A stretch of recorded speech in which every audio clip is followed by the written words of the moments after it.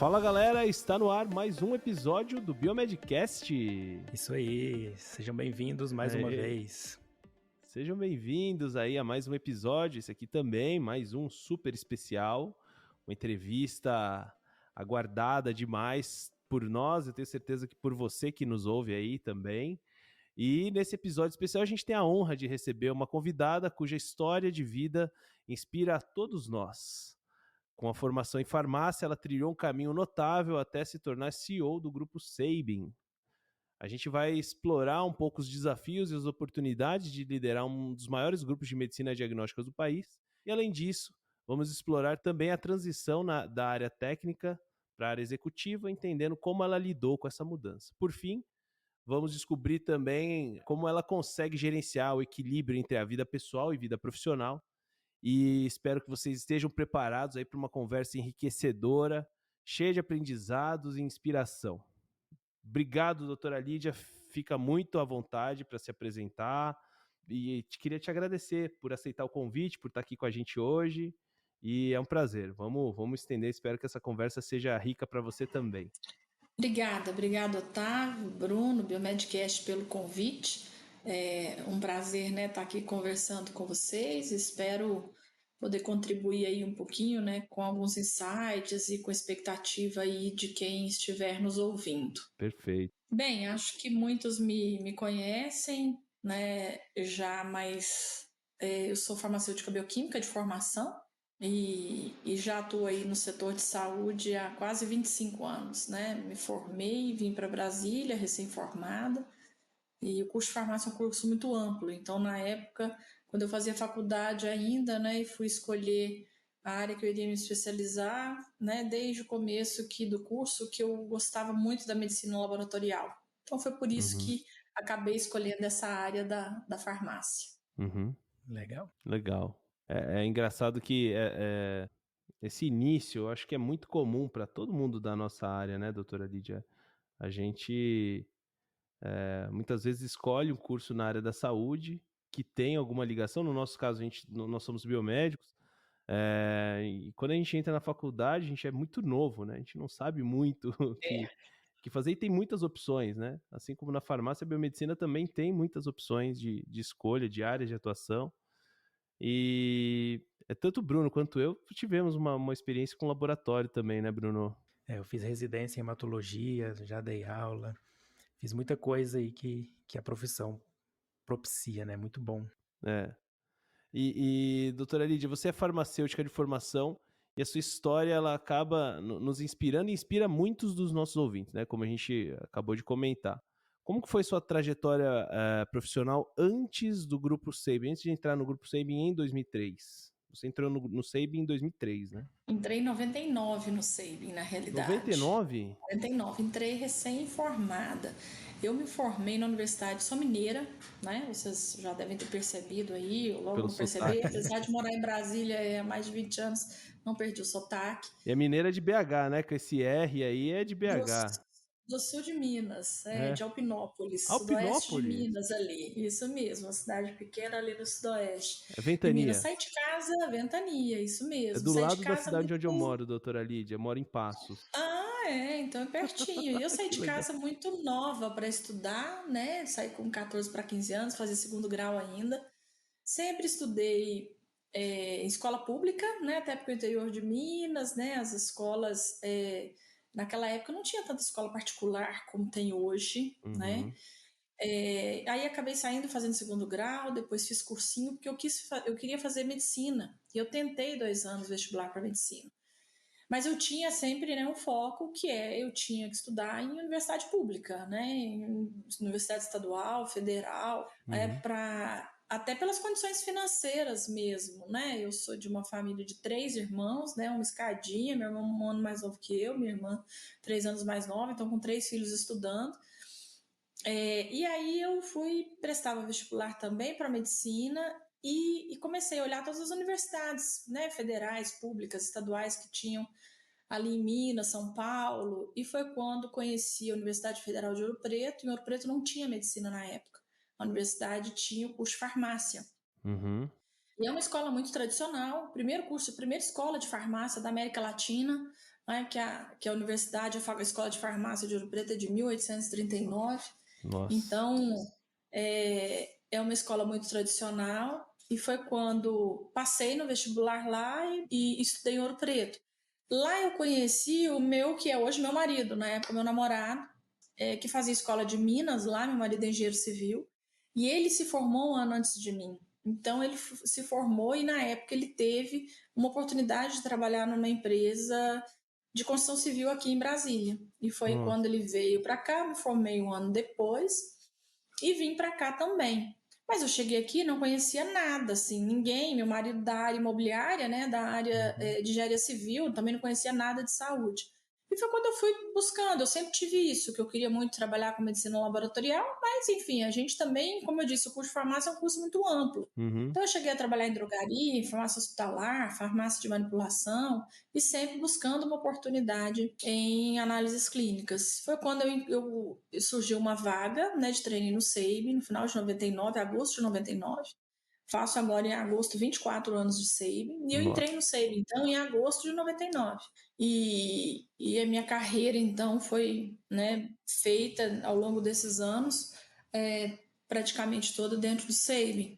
E aí eu entrei atuando na área técnica, né, então atuei na área de imunologia, bioquímica, depois imuno, endocrinologia, me especializei, fiz meu mestrado na UNB aqui na área de endócrino, depois fiz o MBA em gestão de saúde, então fui me especializando dentro da área de saúde. Em 2001 assumi um cargo de coordenação técnica, que era desta área de imunologia, de endocrinologia, e eu gostava já muito de liderança, né, de liderar equipes. O SEIB era pequeno, em 99, quando eu entrei, o SEIB tinha 7 unidades de atendimento em Brasília, estava também iniciando seu projeto de colocar os sistemas da qualidade, a ISO 9001, que foi o nosso primeiro selo de qualidade do grupo. E tinha 90 colaboradores em 99, né, para vocês terem ideia, quando eu entrei no SEIB. E de lá para cá, então em 2001 eu assumi a coordenação técnica, em 2003 a gerência técnica, em 2003, quando eu assumi a gerência técnica, aí já veio para minha gerência, além dos setores técnicos, a coleta das unidades, também a área de supply chain, compras, almoxarifado. Então isso me fez também começar a buscar já outros conhecimentos, né, que eu não tive no meu curso, né? Tive que buscar aí os conhecimentos, né, de administrativo, financeiros, que são competências que a gente não tem, né, nos cursos aí de áreas médicas. É o que a gente comenta muito aqui, doutora Lídia, e assim, isso foi com o Sérgio Ricardo também, a gente comentou isso, né, a gente, na época o Sérgio Ricardo estava na DAS ainda, ele comentou exatamente isso. A gente, na área da saúde, a gente não tem uma formação administrativa, né, para lidar com um negócio de um modo geral, como um negócio em si, né? Então, essa é a gente precisa, quando eventualmente tem essas oportunidades de uma gestão de algum negócio mais amplo, uma gestão mais ampla de um negócio, você precisa buscar uma formação fora da área da saúde, né? Para, de fato, você poder agregar valor ao negócio, né? Na realidade, o que nós falamos é assim, muitas vezes as pessoas perguntam, né, duas coisas, porque em 2003, então, eu assumi a gerência técnica, o SEIB já estava, né, investindo em outros selos de qualidade, veio o PALC, veio toda a estruturação da área de gestão de pessoas, foi quando a gente foi buscar, né, começamos a participar dos rankings, né, das pesquisas de clima organizacional, melhores empresas para trabalhar no Brasil, Great Place to Work, na época tinha o guia Você S.A. da Exame, né, e outras pesquisas. Então nós começamos, né, quando a gente começou a ter contato com outras empresas, né, de outros segmentos, né, que também participavam desses rankings, fazer benchmarking, que eu digo sempre isso, é muito importante para a gente enquanto profissional, enquanto negócio. Claro que a gente tem que fazer benchmarking com pessoas profissionais e negócios da nossa área, do nosso setor, até para a gente acompanhar a tendência, né, ver o que está acontecendo na área, no setor, quem que está fazendo algo que seja bom, que seja mais eficiente, produtivo, né, isso é importante.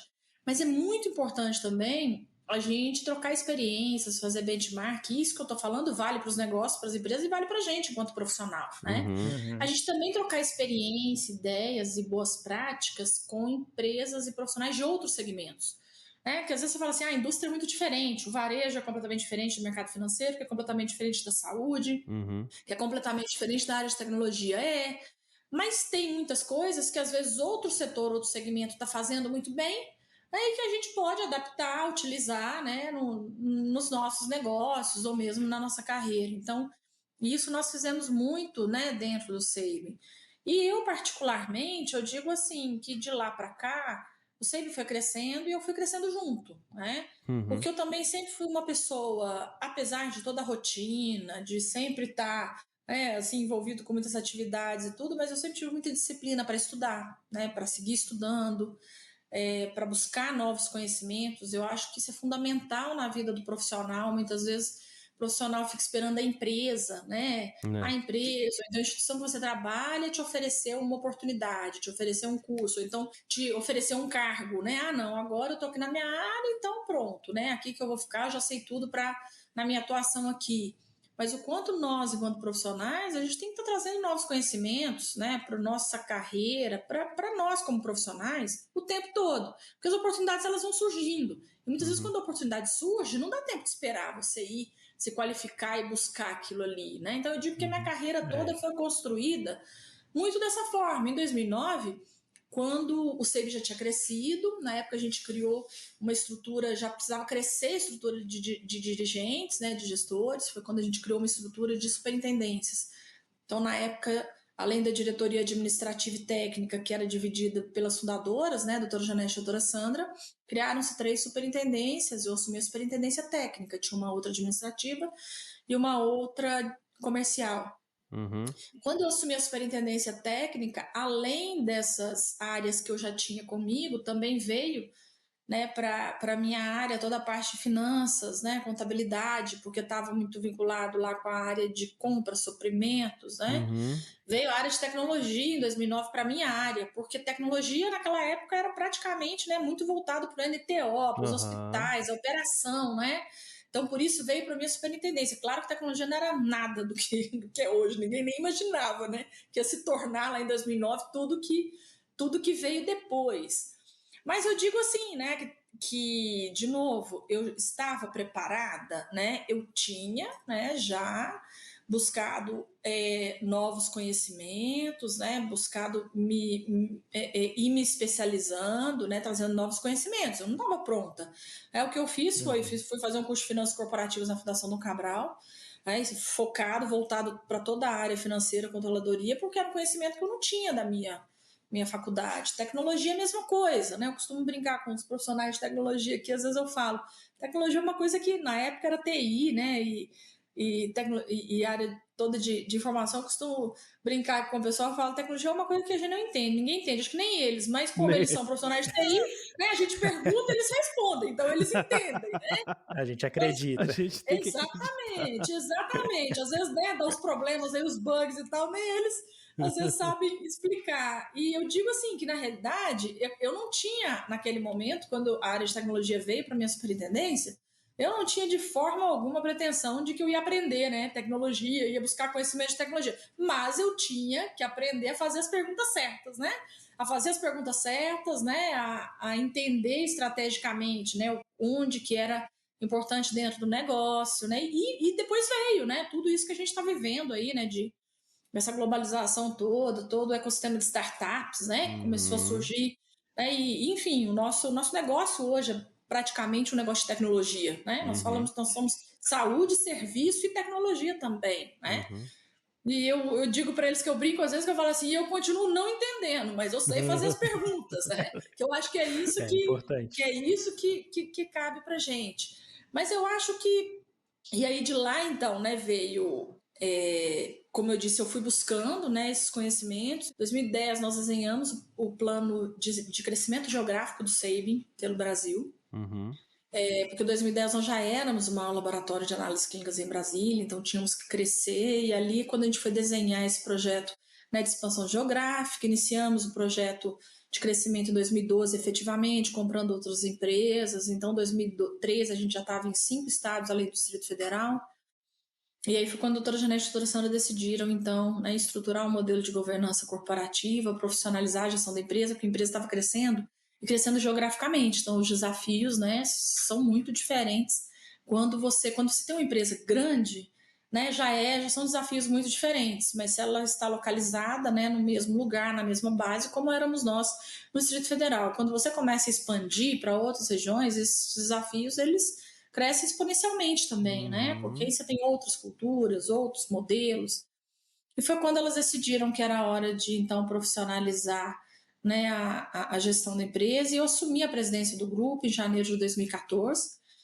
Quando eu assumi a presidência do grupo, eu, mais 4 diretores, né, um grupo de gerentes corporativos, eu digo que eu assumi com esse desafio, que era de seguir crescendo a empresa, né, expandindo, e também diversificar o negócio, que é um outro, né, que aí é um outro pilar aí importante e que também traz desafios diferentes. Né? E eu digo assim, as pessoas perguntam, de novo, você estava preparada? Eu não estava pronta.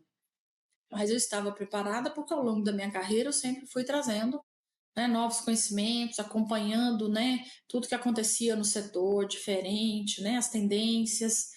E também as pessoas às vezes perguntam, né, você fez a sua carreira toda dentro do SEIB, né, ao longo desses 24 anos que vai fazer que eu estou aqui. Não é ruim para um profissional ficar 24 anos numa empresa só?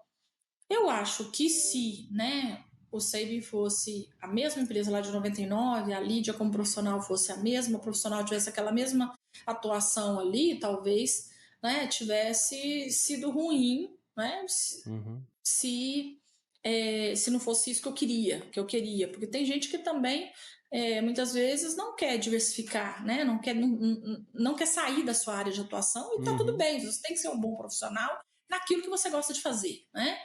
Mas eu digo que para mim, talvez, né, com toda a evolução, né, e transformação que o Sabin passou e que eu fui passando e crescendo como profissional, para mim eu só digo que foram coisas muito boas que aconteceram na minha carreira, que me trouxeram muita experiência e muita vivência. Talvez se eu tivesse passado por 5, 6 empresas diferentes, eu não teria, né, adquirido todo o conhecimento, experimentado todas as situações aí e novos conhecimentos e habilidades que eu trouxe para a minha carreira enquanto profissional. É o que a gente sempre fala aqui, né? Que a oportunidade sempre vai aparecer e você tem que estar preparado, né? Igual você falou, você não estava pronta, mas estava se preparando, né? É isso mesmo. Isso é muito importante. Aí é isso que geralmente as pessoas de fora acham que é sorte, né? Teve sorte, mas na verdade teve todo um preparo na hora que a oportunidade chegou, né? E aí falando dessa parte, porque a gente, como biomédico, farmacêutico, a gente sempre é mais treinado para trabalhar ali na bancada, né, ou no balcão da farmácia. E como que foi essa mudança da área técnica para a área executiva da empresa? Você falou que não foi algo de repente, né? Você foi assumindo ali as responsabilidades, mas chegou um momento que você falou assim, nossa, mas não foi por isso que eu fiz farmácia, eu queria ali fazer algo mais técnico e agora eu tô aqui mexendo com papelada. Como que foi essa mudança? Eu acho que como foi acontecendo, né, como você disse mesmo, de forma, né, muito natural, eu não senti digamos, esse baque, assim, né, deixei, né, de ser farmacêutica e agora sou administradora, em nenhum momento, né, eu senti isso, porque desde o começo, logo quando eu fui adquirindo, né, lá em 2001, quando eu assumi a coordenação técnica, claro que de uma empresa pequena, né? Mas ali já vieram para mim também atribuições, né? Fazer gestão de equipe, né? Gestão de escala, cuidar da parte de desenvolvimento, capacitação. Depois veio a área financeira. Então, eu fui experimentando, né, outros conhecimentos, tal, e tendo muito contato com as áreas administrativas e de gestão. Então, ali de 2001 até 2013, né, que foi quando a gente implementou, né, a governança corporativa, eu assumi em janeiro de 2014. De 2001 a 2013, eu já fui experimentando, eu continuava tendo a chancela ali do cargo técnico, né? Até 2013 eu era uma superintendente técnica, mas como eu disse, já veio para mim outras áreas tal que eram totalmente administrativas, né? Administrativas, financeiras, que não tinham nada a ver já com a área médica, né? Com a minha área de formação. Então eu fui experimentando aquilo ali, conhecendo também, né? Até porque foi o que também me preparou, né? Para eu poder assumir a presidência do grupo ali em 2014. O SEIB tem na sua essência, né? A valorização, né, dos diferenciais para o cliente, a valorização das pessoas, né, o desenvolvimento dos colaboradores, está olhando, né, ali de fato para o cliente o tempo todo, para os diferenciais, o atendimento humanizado. Então eu digo que isso está na nossa essência. O SABME é assim, né? O nosso compromisso é oferecer o melhor serviço para o nosso cliente, né? Olhando para todos os stakeholders, olhando para clientes, para colaboradores, para a comunidade, né? Entendendo que nós temos um papel junto à sociedade, à comunidade, de também estar impactando positivamente. E se a gente olha, né, para a nossa missão enquanto profissional de saúde, é isso que a gente se propõe, não é assim? De tornar a vida do outro melhor, né? De cuidar, né, do outro, de ter esse espírito que é o espírito do cuidado, né, o espírito cuidador, está na nossa essência de profissional de saúde. Então, mesmo estando na área administrativa, eu sigo, né, eu sigo com esse objetivo, com esse propósito, né, que eu sou uma profissional de saúde, mesmo estando na área administrativa já há tanto tempo. Não estou mais na bancada, né, não estou mais fazendo exame. Mas eu não senti um baque de deixei de uma hora para outra, né? A bancada, até porque ao longo dos anos ali, enquanto gerente técnica, como gerente técnica eu ainda fazia exame, depois como superintendente técnico eu já tive que ir deixando a bancada, porque já não cabia no meu dia, né? Dentro das minhas atribuições, né? Eu realizar exames. Então isso eu fui, né, deixando aos poucos. Eu brinco que ali até quando eu assumi como presidente, eu chegava em qualquer unidade do SABME, se tivesse fila lá de paciente para colher sangue, eu colhia sangue também. Não é colhia ainda. Que legal. Isso que é legal, né? Quando eu assumi como presidente, aí foi ficando cada vez, né, mais distante, a gente vai perdendo a mão, né? Aí eu brinco, o pessoal já não queria também muito me deixar colher, né? Vai ter algum problema, né, presidente? Não, o problema não dá, né? A notícia na manchete. Exatamente, então não dá, né? Algum evento adverso tal, não dá para ser a presidente. Mas eu digo assim, que na realidade, porque eu entendo, né? E isso eu faço até hoje, né? Às vezes eu entro no sistema, tô ali, tem exame para liberar, laudo para liberar, eu vou lá, assino, vejo, tem muita coisa que eu ainda sei, né? Da área médica, todo o conhecimento. Então, assim, na realidade, eu sempre me mantive muito próxima, né? Participo até hoje, claro, né, das discussões, eu participo dos congressos, né, da nossa área todos. É claro que eu estou sempre participando, às vezes, como palestrante, né, como painelista, ou claro que hoje eu falo muito mais de gestão, né, não falo mais de técnica, de bancada, falo muito mais de gestão, de qualidade, às vezes, inovação. Né? Mas assim, eu sempre me mantive muito próximo e eu acho que esse é um grande diferencial também, tanto para mim enquanto presidente, enquanto CEO e que está dentro das minhas atribuições, e é uma grande vantagem competitiva para o negócio também, né? Para o SABME, de estar sabendo, né, o que tá acontecendo. Isso é legal para mostrar para o ouvinte, né, principalmente quem vai, por exemplo, trabalhar num laboratório grande, em alguma empresa grande, que se você continuar estudando e tal, né, você tem chance de crescer na carreira, além ali de ser só o supervisor do setor, e você pode crescer na empresa, né, adquirindo outros conhecimentos e chegar numa posição, né, de presidente da empresa, né, então não é porque você é um analista clínico que não pode. É isso mesmo, tem pessoas, nós falamos sempre aqui, né, que o importante é a gente identificar, né, nas pessoas o que é o seu dom, né, o que você gosta, porque às vezes a gente tem profissionais altamente especializados, PhDs, né, farmacêuticos, biomédicos, bioquímicos, médicos, que às vezes ele é um excelente profissional, mas que ele gosta daquilo ali, que na hora que você dá uma liderança para ele, por exemplo, tem um cargo agora para ser líder da área tal, do setor tal, técnico mesmo, né? Do setor técnico, que ele pega aquela liderança e que de repente ele deixa de ser o excelente profissional que ele não consegue desempenhar da mesma forma, às vezes tem um pouco mais de dificuldade, né, na parte de gestão de equipe, que não é simples, né? Então, de repente, eu falo isso, que a gente tem que ter muito cuidado na hora que a gente vai escolher, né, um líder. Muitas vezes você deixa de ter um excelente profissional e passa a ter um profissional mediano. E aí não é bom para a empresa e não é bom para o profissional, porque esse profissional também, né, ele vai ficar frustrado ali. Eu digo que a gente tem que sempre pensar, né, se o que eu estou fazendo faz sentido, tem propósito para mim, enquanto pessoa, enquanto profissional. É aquela história que a gente fala, você tem que ser feliz naquilo que você está fazendo, tem que ter felicidade no seu trabalho. seu propósito de vida, seu propósito pessoal tem que estar alinhado com o propósito da empresa. Tem gente que não concorda, tem gente que fala assim, não, esse negócio de felicidade, o povo, as pessoas ficam achando que que tem que ser só feliz e não foca no trabalho. Claro que não vai dar certo, né?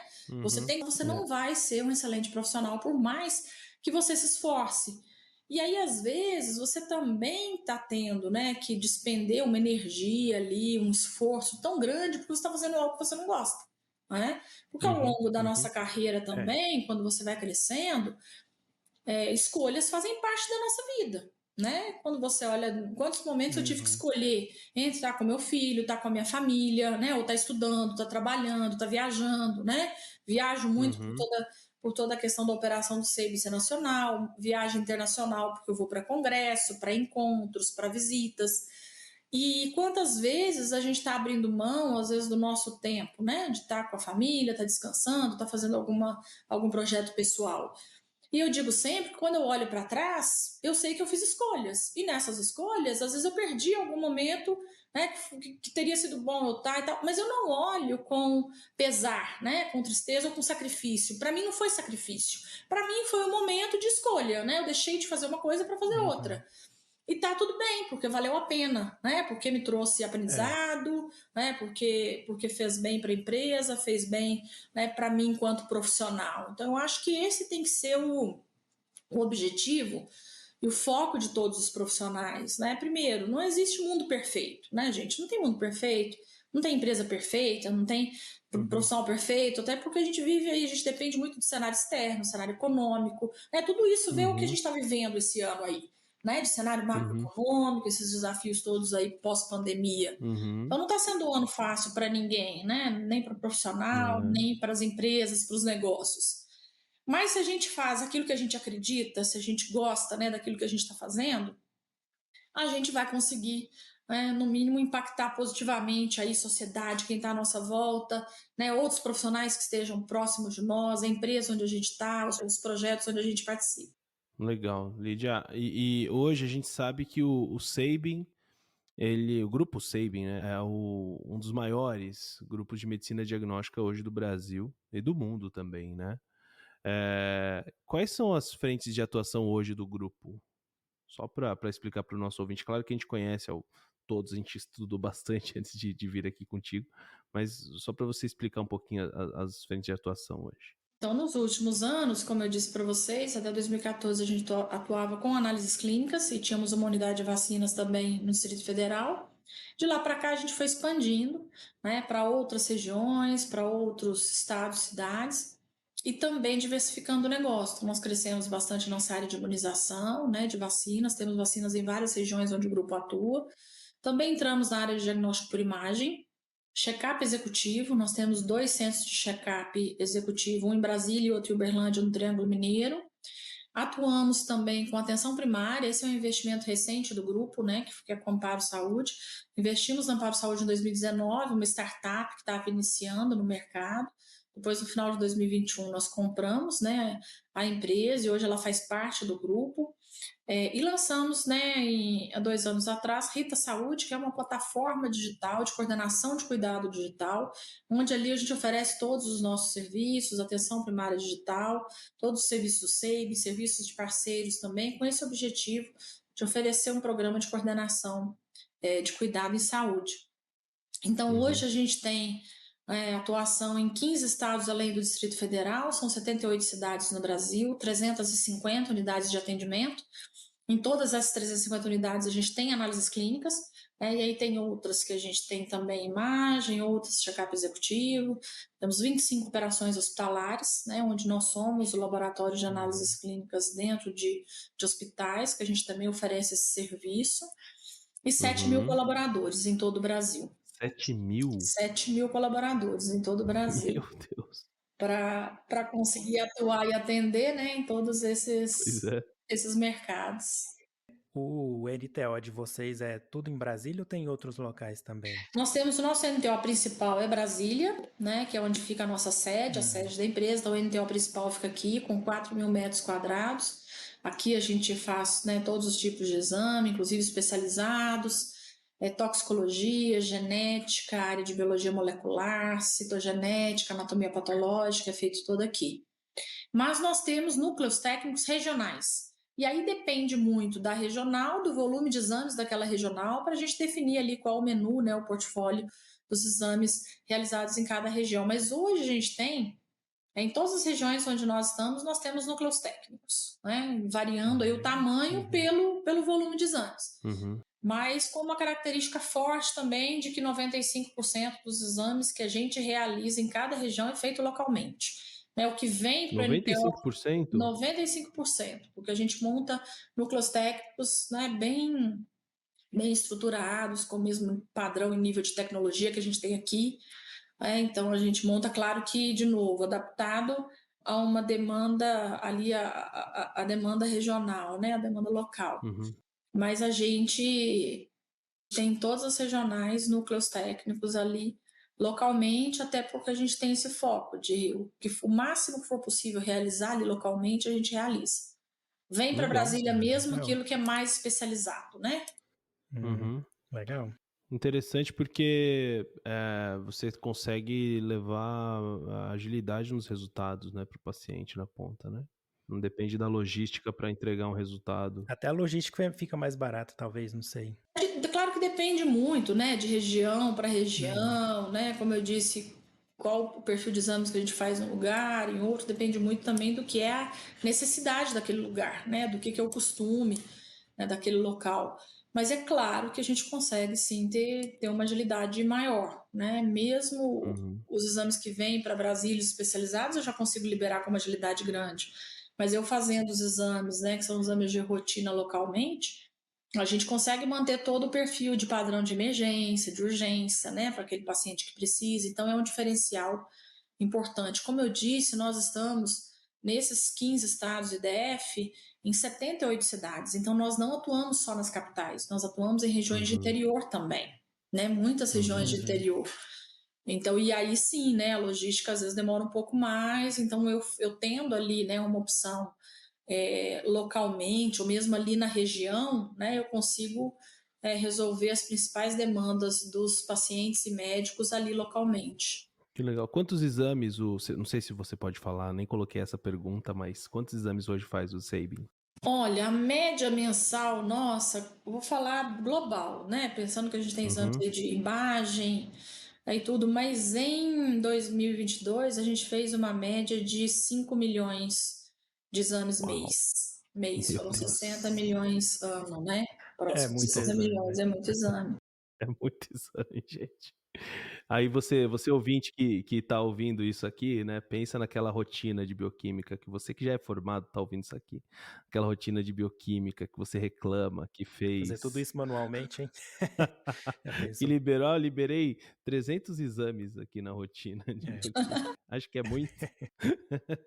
Bom, e falando dessa parte de exames, né, a gente sabe que essa área de medicina está sempre avançando, né? E com o seu background técnico, a gente gostaria de saber como que vocês acompanham e buscam as referências e as fontes para incluir novos testes, principalmente, sei lá, um teste genético novo, onde que vocês buscam essas informações e como que vocês avaliam se já vale a pena colocar no portfólio ou não? Bom, aí a gente faz uma avaliação mesmo do momento, né? Em primeiro lugar, tem demanda, né?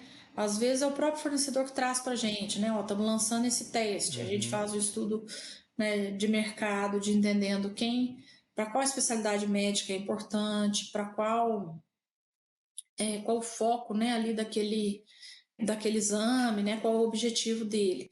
Então, a primeira coisa é ver a importância dele clínica mesmo, né? E normalmente a gente tem comitês, fóruns que a gente faz com sociedades médicas, né? Olhando para os guidelines, diretrizes e define, é um exame que é importante para ser incorporado no nosso portfólio.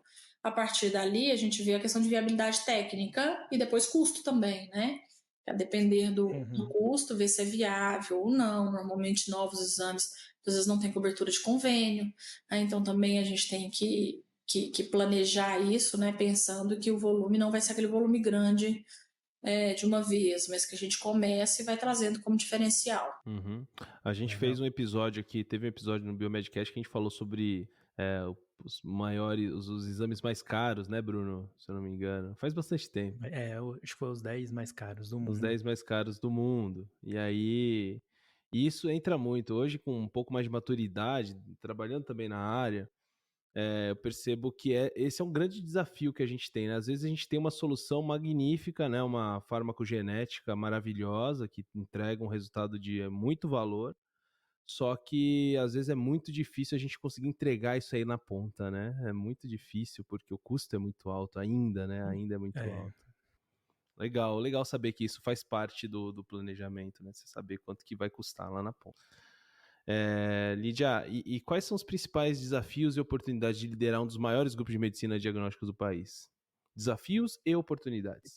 Bem, desafios eu acho que é tudo isso que a gente está vivendo, né? Como eu disse, de cenário econômico, cenário do setor de saúde, que sem dúvida alguma é um desafio que o nosso setor está passando, que o mundo está passando, né? Não é só o nosso setor. O nosso setor tem, claro, particularidades e questões, né, próprias. Mas eu acho que a gente tem um desafio como mundo mesmo aí depois dessa pandemia, né? Então, eu acho que os desafios são esses, né? Acho que o cenário macroeconômico, né, o que vem pela frente, toda essa questão que a gente tem, né, ouvido falar aí da sustentabilidade do setor, até porque isso impacta nas nossas decisões, temos de como eu vou planejar, como eu vou planejar investimento, né? Eu acho que a gente tem um desafio, que ele é um desafio grande, que é, como eu disse para vocês, de estar trazendo novos negócios para o grupo, diversificar o negócio. É um grande desafio, porque traz muitos riscos, né? Negócios que têm margens diferentes, que têm riscos diferentes. Por outro lado, aí é uma oportunidade também, né? Porque é uma oportunidade de estar me fortalecendo. Enquanto eu me posiciono como ecossistema de saúde, né, trazendo esses diferentes negócios, eu também vou fortalecendo, né, o meu negócio core. Então, eu digo que onde a gente vê desafios, e são muitos, né, a gente também vai encontrando oportunidades e vai criando, né, essas oportunidades e o caminho para chegar lá. Eu acho que as principais oportunidades são essas, né, de fato a gente está olhando para quais são, né, novos negócios, outros negócios que a gente pode estar trazendo, né, para o nosso negócio core, está trazendo sinergia, né, mais valor para o cliente, que eu acho que isso aqui que é a grande questão. Acho que tem uma oportunidade grande para o nosso setor, que eu digo sempre, que é as pessoas já estão vivendo mais, né, envelhecendo mais, e é importante a gente olhar para a qualidade de vida, para a medicina preventiva, a população no Brasil crescendo. Então, assim, é fato que as pessoas vivendo mais, envelhecendo e tendo que viver, né, com mais qualidade de vida, e isso vai trazer uma oportunidade para a medicina diagnóstica tremenda, porque as pessoas, fato é, 70% das decisões clínicas passam pelo laboratório, passam pelo diagnóstico.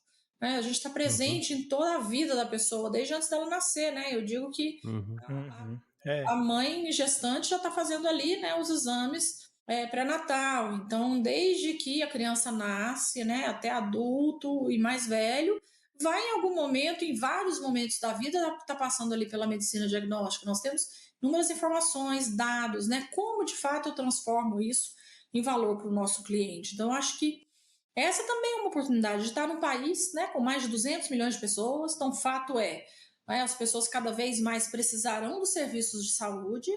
Né? Agora, é claro, a gente do nosso lado, a gente tem que estar entendendo quais os mercados que nós estamos, quem são os nossos clientes, quais os diferenciais que eu consigo colocar e como operar aí dentro desse nosso sistema, né? Legal, excelente. São questões que a gente não imagina, né? Mas Sim. Realmente, sempre com os desafios vêm as oportunidades, né? É isso mesmo. Isso aí. Bom, e falando agora do SEIB, assim, né, da parte profissional, como que vocês estimulam o desenvolvimento do profissional, dos colaboradores de vocês? Quais são as competências que vocês acham mais importantes na hora de contratar os profissionais, né? Soft skills, hard skills, principalmente falando nessa parte mais técnica ali, né, do laboratório ou dos exames de maneira geral. Aqui é importante deixar um asterisco só para o nosso ouvinte prestar atenção nessa resposta, porque Vai a dica da CEO da empresa para você conseguir emprego lá, hein? Bom, é claro que as competências técnicas, né? Acho que a gente olha muito para a experiência profissional, né? Competências técnicas, qual o conhecimento que você tem, a depender da área, né? Da área ali que a gente está selecionando, qual a área técnica, qual a sua formação também acadêmica, de especialização, de mestrado, né? Doutorado. É claro que isso tudo são, eu digo, né, questões importantes e que qualificam, que trazem um valor diferente para o profissional. Então, a gente olha muito a experiência, a formação, a experiência, né, de onde veio, né, e o que já tem de experiência. E é claro que tem situações em que eu preciso de um profissional mais sênior. Outras pode ser um profissional mais júnior, né? Então também isso a gente tem oportunidade aí para tanto profissionais mais experientes quanto para profissionais mais jovens que estão mais início de carreira. Mas acho importante também, né? E é uma coisa que a gente busca, que as soft skills, como você citou aí, né? De fato, essa capacidade da gente estar aprimorando quais são as nossas competências relacionais, né?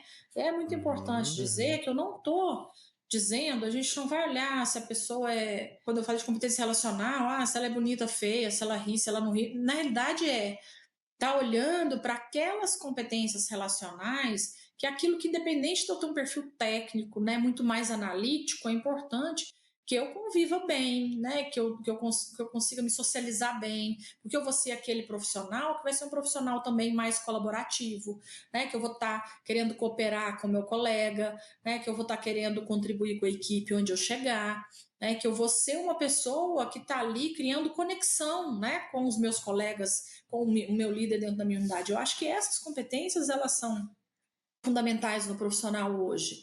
Né? As empresas não podem mais, né, muitas vezes, escolher um profissional só pelas suas competências técnicas. Porque hoje a gente vive aí diferentes desafios, como nós já falamos aqui, sustentabilidade econômica do setor. Então a gente tem que estar olhando para os nossos negócios o tempo todo para a produtividade, para a eficiência.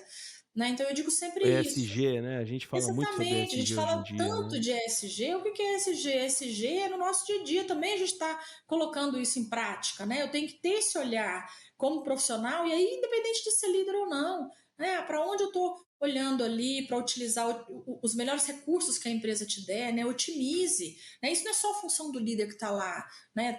Cuidar da redução de custos, cuidar da otimização de gastos. Todos os profissionais têm que ter essa visão, né? Que a gente fala que é de ter a visão do todo. Então, eu acho que é isso, é o profissional tentar ser o mais completo possível, de novo, né?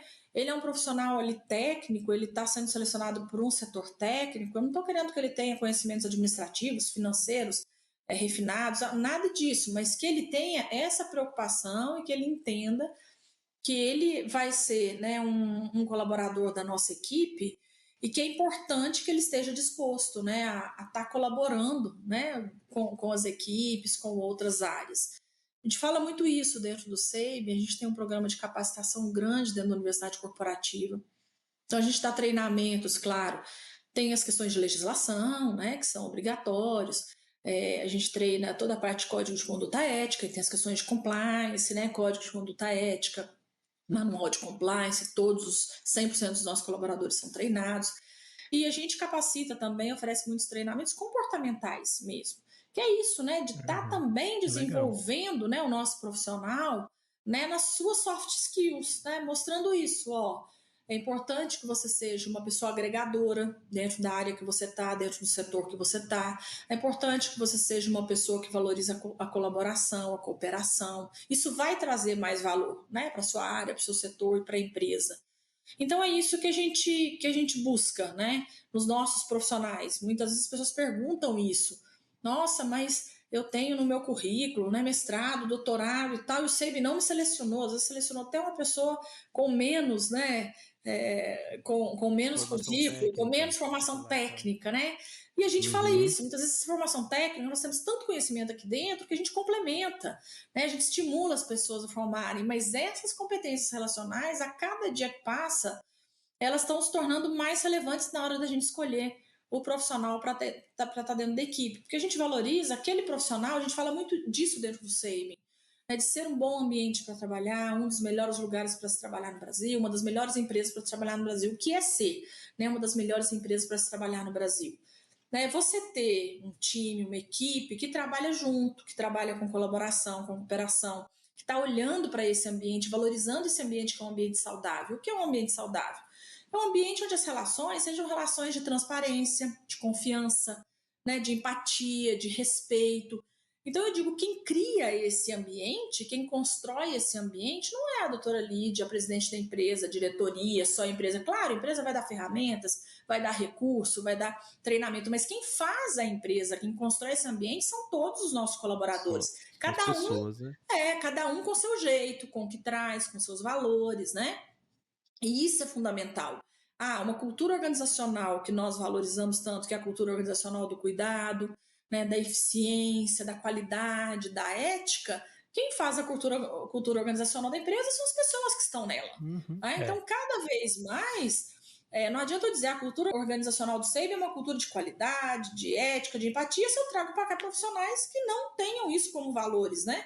Básico, seu enquanto pessoa, enquanto profissional, não vai acontecer, né? E na hora de fazer um desligamento, eu acho que é mais fácil, inclusive, quando você faz deixa isso claro, né? Quando a pessoa perde essas questões, né? Você combinado não sai caro, né? Exatamente isso. E muitas vezes as pessoas falam pra gente, assim, processo seletivo do SEIB, às vezes eu recebo mensagem de rede social, tô há 3 meses no processo seletivo do SEIB, já fiz prova prática, já fiz prova teórica, já fiz entrevista com o gerente da área, já fiz entrevista com o RH, tantas entrevistas e até hoje não tive resultado, né? Por que demora tanto?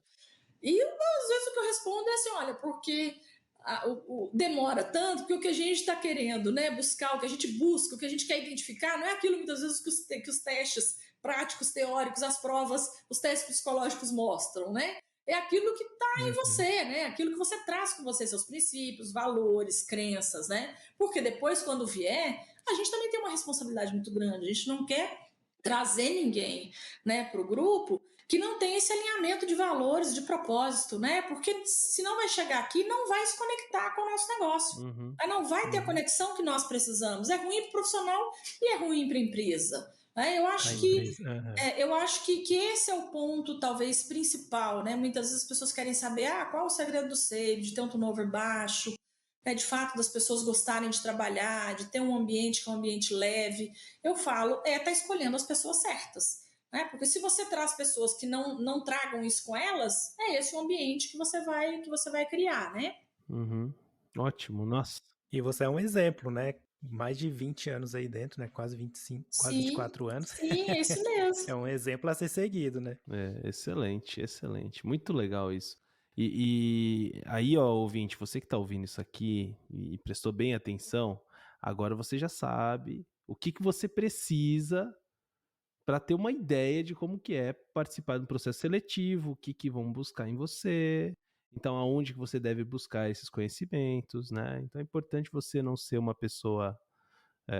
acho que o básico, assim, é você ter empatia e bom senso. Acho que isso guia, né? Acho que, em geral, todas as escolhas que a gente faz. E o programa de treino ainda existe? O que você entrou? Sim, nós temos vários programas, né? De trainee, de estágio, de jovem aprendiz. A gente fala sempre que a gente tem um programa de jovem aprendiz, que tudo aquilo que também é legislação que você tem que cumprir, a gente nunca olhou para essas leis assim, eu tenho que cumprir a cota de jovem aprendiz, a cota de PCDs. Não. São profissionais que estão vindo para o grupo, vão trabalhar, vão estar aqui, vão estar aprendendo com a gente, né, durante um tempo. Então, de fato, o quanto que ele pode contribuir, né, com a nossa estratégia, o quanto que ele pode aprender, ser um profissional melhor. Então, a gente estimula bastante esses programas todos para também o profissional ser o mais valorizado possível. Isso é bom para ele, traz ensinamento para ele e para o negócio é bom também. Excelente. Lídia, já caminhando para o final e aqui entrando mais uma seara um pouco mais distante do mundo corporativo, eu queria saber como é que você gerencia o equilíbrio entre a vida pessoal e a vida profissional. Como é que é? Você tá há 25 anos, você comentou até, né, que faz parte e tal, mas eu queria entrar um pouquinho mais nesse detalhe. Eu acho que disciplina mesmo, né? Assim, tendo disciplina e escolhendo os tempos, né? O tempo que é da empresa, o tempo que é pessoal, né? Eu tenho um filho, meu filho tem 16 anos, fez 16 anos semana passada, adolescente. Então tá aí nessa fase, né? Vai fazer vestibular no ano que vem. Eu digo que filho é um MBA à parte, só tem data de começo, não tem a data do final. A gente segue aprendendo, né? A gente segue aprendendo, né? Mas é muito bom também. Eu tô com um de 5, Lídia, eu vou te falar que não é fácil. O Bruno tá com 2, agora é pai fresco agora da segunda. Então, todos 5, todo mundo falava pra mim, aproveita essa fase, é boa demais. Eu falava assim, eu tô doida pra passar, né, pra crescer logo, ficar independente. Mas eu vou te dizer, aproveitem mesmo essa fase do pequenininho, porque depois que fica adolescente é outra cabeça, são outros desafios, né? Mas eu digo que ao longo, né, da minha vida é sempre isso, assim, o tempo todo eu tô cuidando, né? Eu digo que a família, ela é a minha prioridade, né? A nossa prioridade na nossa vida. Se ela estiver bem, a gente está bem. Então a gente tem que cuidar dela também para a gente poder estar bem. Então, o que eu faço é estar conciliando mesmo, assim, estar organizando. A semana que é mais intensa no trabalho, que às vezes eu viajo muito, estou muito fora, na semana seguinte, aí eu também me organizo, né? Para chegar um pouco mais cedo em casa, né? Ou para estar mais presente, o final de semana, né? Sempre fazer um programa com a família e tudo. Então é dessa forma que eu vou me organizando. É um desafio muito grande, porque o tempo ele está cada vez, né? Eu digo cada vez mais curto, mas quando a gente consegue de fato, né, ir colocando prioridades, né? E eu não acho que a prioridade tem que ser sempre. Eu digo que todo dia eu tenho uma prioridade. Hoje a minha prioridade vai ser o cuidar disso do meu filho. Então a prioridade hoje é toda do trabalho, né? Tá fora, tá resolvendo alguma questão específica, tá fazendo planejamento estratégico. Então assim eu vou conciliando. Excelente. E digo sempre, acho que não tem receita pronta, não tem uma fórmula assim, né, de sucesso. Bom Não seria tem. se viesse com uma receita, né, com um manual de Exatamente. instrução, né? Não tem. Eu acho que é muito importante a gente, enquanto profissional, enquanto pessoa, ter autoconhecimento, né? Acho que a gente tem que se conhecer muito bem, até para a gente fazer os nossos combinados, né? Até para a gente ter as nossas, entender os nossos limites, né? Entender até que ponto, né, que a gente pode ir, que não nos faz mal e que é importante para a família, para a gente enquanto pessoa, enquanto profissional. Eu acho que é isso que eu busco o tempo todo, assim, né? Tá. E aí, de novo, não é sempre da mesma forma, não é sempre igual. Tem época que eu me dedico, né? Tem dia que eu falo, né? Hoje eu entro no 6 7 da manhã, não sei que horas que eu vou sair, porque a agenda tá pesada. E aí, outro dia, eu busco essa compensação. Mas eu acho também que uma coisa importante da gente, enquanto pessoa, enquanto profissional, acho que a pandemia mostrou isso pra gente, né? Não adianta a gente querer ser perfeito, achar que tudo vai dar sempre certo. Não vai. Né? Tem coisas que não entram no planejamento estratégico, igual não entrou o coronavírus, né? Ninguém imaginava, né, que teria um coronavírus, todo mundo teve que mudar planejamento estratégico, mudar a vida, e muda, né? Quando a gente precisa mudar e se adaptar, a gente muda e se adapta. Eu acho que isso é muito importante. Eu falo muitas vezes, para os profissionais, para as mulheres também, né? Porque a mulher, ela tem uma carga que sempre é uma carga adicional, eu digo, né? Porque sempre, a gente de fato sempre. Tem a história da tripla jornada muitas vezes, né? Tem a questão de estar conciliando o trabalho com essa questão de filhos e de cuidado também, né? Com a saúde, com tudo. E eu digo sempre que nós, mulheres, a gente tem que trabalhar muito isso, que é o autoconhecimento, né? A motivação sempre e a autoestima também, né? Muitas vezes a gente percebe que mulheres altamente preparadas, capacitadas, mas elas acham ainda, né, que elas têm que continuar estudando, sabendo muito mais para conseguir estar ali tentando, né, uma mesma colocação, uma mesma posição de um profissional homem, e que naturalmente o mercado, a gente sabe, ainda é muito masculino, por mais que se fale né, de tudo que tem sido exigido e falado na sociedade, né, com relação à equidade de gênero, a gente sabe que ainda está muito desigual. Mas é importante, eu digo sempre, né, a gente não se conformar, a gente seguir em frente, ter muito autoconhecimento, né, e buscar essa autoestima, que eu digo que os homens têm isso, né, já nascem com isso, e que as mulheres também, né, podem e devem ter isso, porque a mulher tem muito isso, né? Às vezes de se sentir culpada, né? Se minha casa não está arrumada, eu me sinto culpada porque eu estava trabalhando. Se eu não pude né, tá com meu filho, eu me sinto culpado porque eu estava trabalhando. E que na realidade não, tá tudo bem, né? A gente tem que fazer bem aquilo que a gente estiver fazendo, né?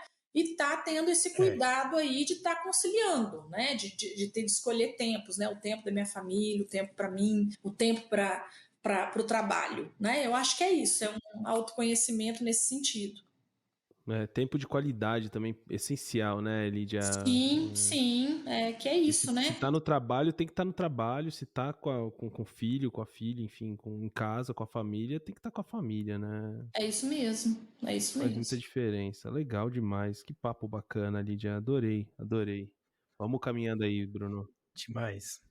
Bom, e agora para finalizar, a gente queria perguntar para você se você tem alguma recomendação de livro, filme, série. Pode ser relacionado à área técnica, de gestão ou a vida. mais entretenimento mesmo. O que você gosta de ver?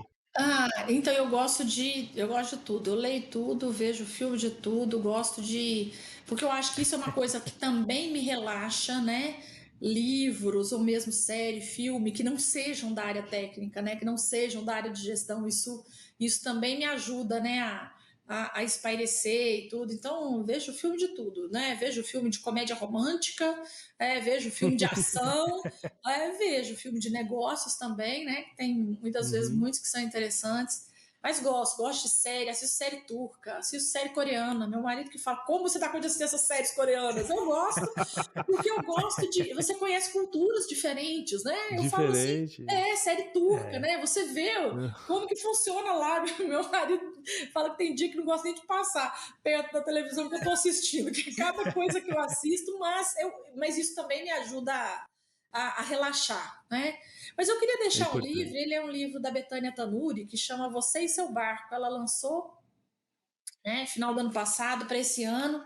Ele é um livro de gestão, de liderança, mas ele fala muito de como você liderar equipes, só liderar a si mesmo também. Então ele é um livro muito bom para gente, não só profissional, mas também pessoalmente. Chama Você e Seu Barco, Betânia Tanuri. Você e Seu Barco. Você e Seu Barco, Betânia Tanuri. Legal. A gente vai deixar escrito aqui na legenda pro ouvinte pesquisar também. É isso aí. Excelente. Tem mais alguma outra recomendação? Alguma coisa que você assistiu recentemente e falou, nossa, isso aqui você não pode perder?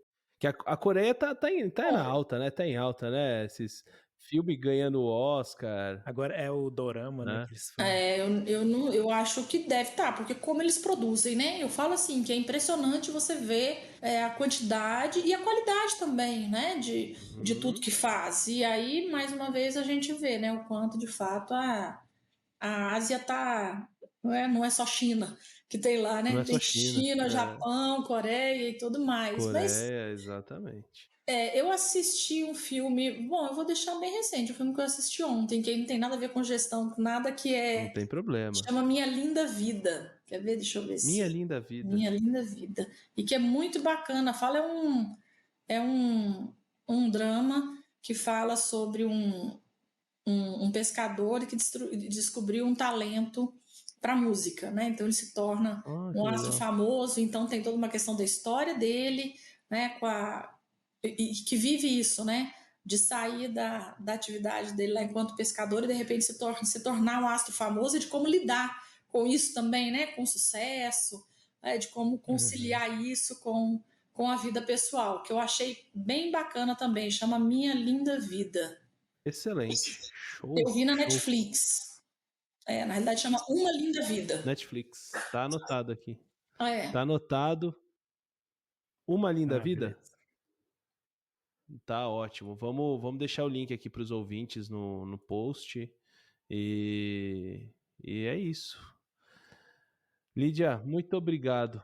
Muito obrigado pelo seu tempo, essencialmente pelo seu tempo, né? Foi um tempo aí, pelo menos para a gente aqui, de muito conhecimento. Tenho certeza que para o nosso ouvinte também. Aprendemos muito contigo. Vai agregar bastante, com certeza. Vai agregar muito, muito, tenho certeza. A gente tem uma experiência aqui no Biomedcast, Lídia. Experiência de podcast é experiência de cauda longa, que a gente chama. E faz 9 anos que a gente faz isso aqui. Né? Faz 9 anos que existe o Biomedcast. Nesse período tem gente que ouviu a gente, escolheu a área da saúde por nossa causa, o pessoal fala isso pra gente. Entrou pra faculdade, se formou, tá trabalhando e vem, continua ouvindo a gente, sabe? E comenta sobre isso. E quando a gente traz... tá vendo? Ótimo, uma referência, né? Assim, é justamente, quando a gente traz você, uma mulher, porque é isso que você comentou a respeito de mulher, né? Essa questão da igualdade de gênero e tudo mais. Na área da saúde, o que a gente mais vê, e essa é uma coisa que a gente fala aqui no Biomedcast bastante também, o que mais tem dentro da faculdade é mulher, né? Você tem muitas mulheres dentro da faculdade. Essa é uma característica, né, do setor de saúde. 70%, 80% dos profissionais que se formam são mulheres. São mulheres. Mas quando a gente vai para liderança, alta liderança, isso não acompanha. Não acompanha. Onde estão aí os desafios, né, os gaps mesmo. Mas também, de novo, oportunidades. É isso que eu falo, assim, né? Você é um baita do exemplo. Hoje a gente já tem grandes profissionais aí, grandes mulheres sim, também, né? Certeza. Crescendo e ocupando Você, a espaços, Giane, né? No Fleury, são mulheres que têm um destaque muito interessante na nossa área e a gente faz questão de colocar aqui, né? Tem que trazer você para justamente ser exemplo, né? Porque muitas vezes a mulher que está lá entrando na faculdade, ela não acha que ela pode chegar numa posição como a que você ocupa hoje, né? Eu acho que o principal é pensar isso, né? Que eu falei ali, a questão do autoconhecimento, da autoestima, né? Que eu acho que esse é o grande ponto, né? Das mulheres. O homem, você pergunta para eles, você tá preparado? Tá pronto? Tô, vou, pode não saber nada. Ele fala, vai e ele dá conta. A mulher também, né? Vai dar conta, mas a mulher tá sempre pensando, mas será que eu vou dar conta? Mas será que eu tô preparada? Tá preparada, né? Estudou, tá capacitada e tudo. Então, eu acho que isso é fundamental, né? Pra gente ter mais mulheres também aí liderando, né? Que eu acho que essa diversidade é que é a riqueza, né? A diversidade é que vai transformar o mundo, né? Nós vivemos num mundo diverso, né? Lídia, obrigado, querida. Obrigado pelo seu tempo. Adorei a conversa. Obrigada a vocês, viu? Obrigada a vocês mais uma vez aí pelo convite. Até logo. É isso. Tchau, tchau. Tchau, tchau, gente. Até a próxima. Tchau, obrigada.